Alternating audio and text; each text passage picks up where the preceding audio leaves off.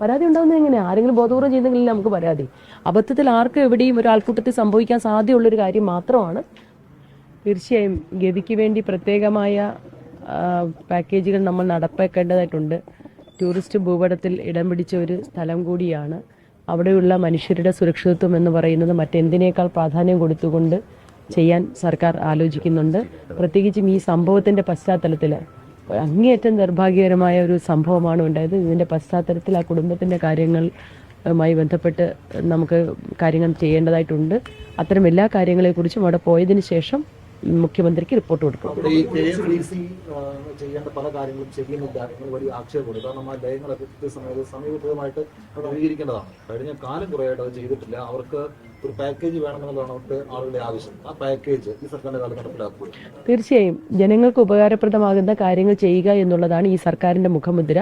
അക്കാര്യത്തിൽ പ്രതിജ്ഞാബദ്ധമാണ് സർക്കാർ.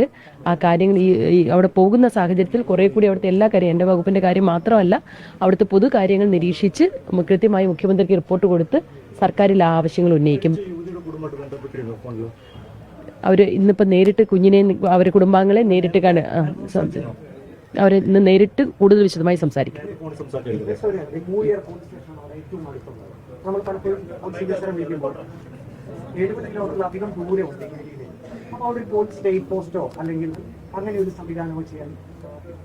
അതെല്ലാ കാര്യങ്ങളും അവിടെ ചെന്ന് കാര്യങ്ങൾ മനസ്സിലാക്കിയതിന് ശേഷം സർക്കാരിൽ റിപ്പോർട്ട് സമർപ്പിക്കും.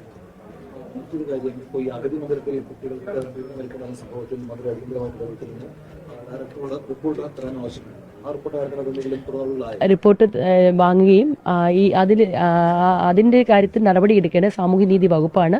സാമൂഹ്യനീതി വകുപ്പ് മന്ത്രിയോട് നേരിട്ട് തന്നെ ആ കാര്യങ്ങൾ അന്വേഷിക്കാൻ അദ്ദേഹത്തോട് അഭ്യർത്ഥിക്കുകയും ഒപ്പം എനിക്ക് കിട്ടിയ വിവരങ്ങൾ അനുസരിച്ച് റിപ്പോർട്ട് നൽകുകയും ചെയ്തിട്ടുണ്ട്. റിപ്പോർട്ടിൽ ഗുരുതരമായിട്ടുള്ള കണ്ടെത്തലുകൾ അല്ലെങ്കിൽ വീഴ്ചകൾ ഈ അഗതി മന്ദിരത്തിന്റെ ഭാഗത്തു നിന്ന് ഉണ്ടായിട്ടുണ്ടെന്ന് പറയുന്നു.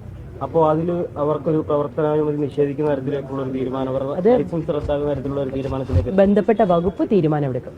വകുപ്പ് മന്ത്രിക്ക് എനിക്ക് കിട്ടിയ വിവരങ്ങൾ അല്ലെങ്കിൽ നമ്മുടെ വകുപ്പിൽ നിന്ന് അന്വേഷണത്തിൽ കിട്ടിയ വിവരങ്ങൾ വകുപ്പ് മന്ത്രിക്ക് കൈമാറിയിട്ടുണ്ട്. ഇത്തരത്തിൽ ഓർഫനേജുകളുമായി ബന്ധപ്പെട്ടിട്ടൊക്കെ ഇത്തരത്തിലുള്ള സംഭവങ്ങളൊക്കെ ഇങ്ങനെ ആവർത്തിച്ചുകൊണ്ടിരിക്കുമ്പോൾ അത് പരിശോധനകളൊക്കെ ഒന്ന് കർശനമാക്കണ്ടേ? തീർച്ചയായും വേണം. ഇവിടെ ഇപ്പോൾ ഓമല്ലൂര് നമ്മുടെ ശ്രദ്ധയിൽപ്പെട്ടു. അതുപോലെ പലയിടത്തും അത്തരം കാര്യങ്ങൾ ഉണ്ടാകാം. അതുകൊണ്ട് കൃത്യമായ പരീക്ഷണങ്ങൾ, അതായത് സമയബന്ധിതമായി ഇടവേളകളിലുള്ള പരിശോധനകൾ ആവശ്യമാണെന്ന് നമുക്ക് ബോധ്യപ്പെട്ടിട്ടുണ്ട്. സർക്കാർ അത് ചെയ്യും. അതുപോലെ മിനിസ്റ്ററുടെ നിലയിൽ പായസം വേണ ഒരു സംഭവം ഉണ്ട്. അത് സ്വാഭാവികമായിട്ടും അബദ്ധത്തിൽ സംഭവിക്കുന്നതായിരിക്കാം, അല്ലെങ്കിൽ കൈതട്ടി തലയിലൊക്കെ വീഴുന്നത്. അപ്പോൾ അതിന് ഇത്ര വലിയൊരു അന്വേഷണത്തിന്റെ ആവശ്യമുണ്ടോ? ആയിരിക്കാം എന്നതല്ല, ആണ് എന്നതാണ് വസ്തുത. അസ്വാഭാവികമായി ഒന്നും തന്നെ അക്കാര്യത്തിലില്ല എന്ന് എനിക്കും ബോധ്യമുണ്ട്. അത് കണ്ട ലോകമെമ്പാടുമുള്ള മനുഷ്യർക്കും ബോധ്യമുണ്ട്. അതിലൊരു അന്വേഷണത്തിന്റെ ആവശ്യമില്ല. അതിലെനിക്ക് പരാതിയില്ല. പരാതി ഉണ്ടാകുന്നത് എങ്ങനെയാണ്? ആരെങ്കിലും ബോധപൂർവ്വം ചെയ്യുന്നെങ്കിൽ നമുക്ക് പരാതി. അബദ്ധത്തിൽ ആർക്കും എവിടെയും ഒരു ആൾക്കൂട്ടത്തിൽ സംഭവിക്കാൻ സാധ്യതയുള്ളൊരു കാര്യം മാത്രമാണ്. അതിലൊരു പ്രശ്നം, ഈശ്വരാനുഗ്രഹത്തിന് എനിക്ക് വലിയ പരിക്കും പറ്റിയില്ല. അന്നേരം ഉണ്ടായ വേദനയും നീറ്റിലും ഒഴിച്ച് അതെ ഉണ്ടോ എന്ന് അറിയത്തില്ല. എനിക്ക് എന്തെങ്കിലും കാണും. അല്ലെ പിന്നെ എനിക്ക് പരാതി ഇല്ലാത്തടത്ത് എനിക്ക് മാത്രമല്ല ലോകത്തൊരാൾക്കും പരാതി ഉണ്ടാകേണ്ട കാര്യവും ഇല്ല. നമ്മുടെ ഒരു ആൾക്കൂട്ടത്തിൽ, അതും സന്തോഷമുള്ളൊരു നിമിഷങ്ങളിൽ ആ സന്തോഷം പങ്കിടാൻ പായസം കൊണ്ടുവന്ന് ആൾക്കൂട്ടത്തിലായതുകൊണ്ട് മുദ്രാവാക്യം വിളിയുടെ ഇടയിൽ കൈ തട്ടിപ്പോയി. അത് ഇത്ര വലിയ സംഭവമാക്കാൻ എന്താ? ഒന്നുകിൽ എനിക്ക് പരിക്ക് കൂടുതൽ. പിന്നെ പോലീസിനെ സംബന്ധിച്ചിടത്തോളം പോലീസിന് ഒരു പരാതി കിട്ടിയാൽ, മുഖ്യമന്ത്രിക്ക് പരാതി കിട്ടി, മുഖ്യമന്ത്രി പോലീസ് DGPക്ക് അയച്ചു കൊടുത്തു.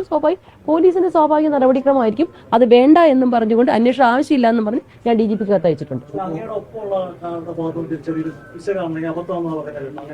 അതൊക്കെ വെറുതെ ആളുകളിൽ ആ കുറ്റം ചാർത്തുന്നതാ. ഇപ്പൊ ഇവിടെ നമ്മൾ നിൽക്കുന്നു, ബാക്കിൽ നിന്ന് ഒരാൾ എന്തെങ്കിലും നമുക്ക് തരാൻ ശ്രമിക്കുന്നത് ബോധപൂർവമാണോ? ഇപ്പൊ ഞാൻ ചോദിക്കട്ടെ, താങ്കൾ മൈക്ക് കൊണ്ട് എന്റെ അടുത്ത് വെക്കുന്നു. അല്ല, ഞാൻ ചോദിക്കട്ടെ, താങ്കൾ മൈക്ക് വെക്കുന്നു, അബദ്ധത്തിൽ മൈക്കൊന്ന് എന്റെ ദേഹത്ത് തട്ടിയാൽ അത് അബദ്ധം മാത്രമാണ്.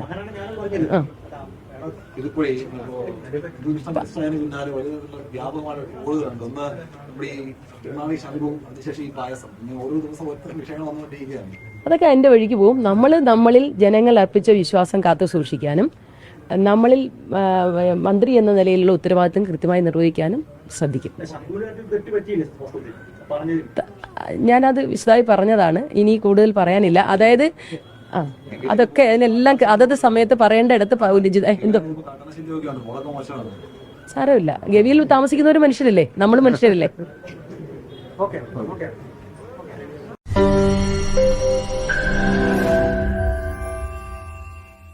ലോകത്തെവിടെയായാലും ഏത് സമയത്തും 24 വാർത്തകളും ഓഗ്മെന്റഡ് റിയാലിറ്റി പാക്കേജുകളും എക്സ്പ്ലെയിനറുകളും വിശദമായി കാണാൻ ഞങ്ങളുടെ യൂട്യൂബ് ചാനൽ നിങ്ങൾക്ക് സബ്സ്ക്രൈബ് ചെയ്യാം.